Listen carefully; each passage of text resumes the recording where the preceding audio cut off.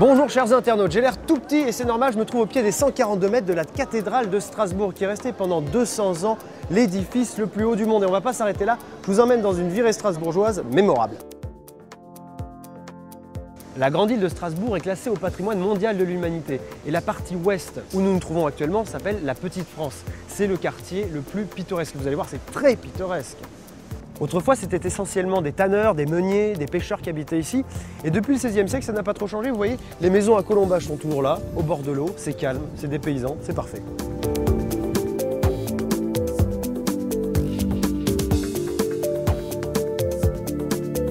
On n'a pas vraiment visité Strasbourg tant qu'on n'a pas goûté sa bière, hein, franchement. Je vais tout de suite déguster une chope à la microbrasserie.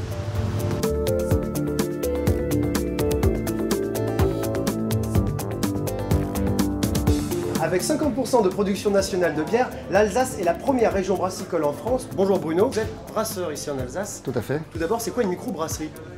Une microbrasserie est une brasserie sans prétention industrielle ramenée à l'échelle petite. Donc, tout le matériel que nous avons nous est un matériel identique à la brasserie industrielle mais ramené à une échelle plus petit volume. Donc vous faites vos propres bières ici? Depuis 91. Oui. Alors c'est quoi vos bières? Blondes, blanches, ambrées, brunes, de façon permanente. Et des bières spéciales de saison, mars, Noël, et actuellement des bières de printemps, des bières de fruits rouges, différentes sortes, bières au citron, bières au sapin, j'espère bientôt, etc. etc. Je vais goûter ça tout de suite.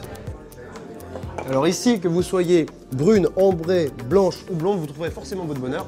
Et moi, je vais tout de suite rejoindre mon guide au musée alsacien. Santé!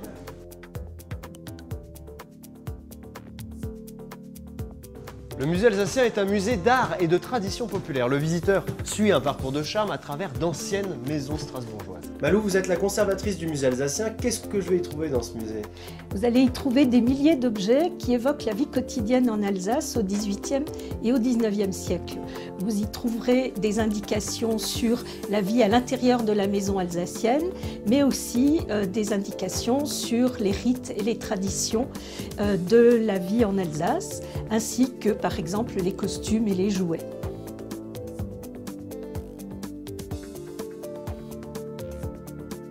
Ce qu'il y a de bien à Strasbourg, c'est la facilité avec laquelle on va d'un point à un autre. C'est le cas avec le tramway, mais aussi, vous allez le voir, avec le vélo. À 2 pas des institutions européennes, le parc de l'Orangerie s'étend sur 26 hectares de verdure. Moi, je roule tout de suite en direction du zoo. On m'a dit qu'il y avait des nichés de cigognes, l'animal emblématique de la ville. C'est par là.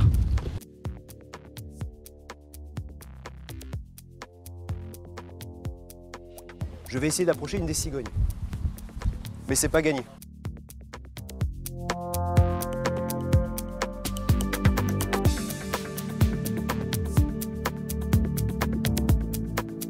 Voilà, je suis au port des pêcheurs, au bord des magnifiques canaux qui serpentent dans la ville. C'est l'un des endroits où sortir à Strasbourg. Notre itinéraire s'arrête ici pour aujourd'hui, mais vous avez eu un très bel avant-goût de ce qui vous attend dans la capitale alsacienne. Et moi, je vous dis à très bientôt sur voyagesncf.com.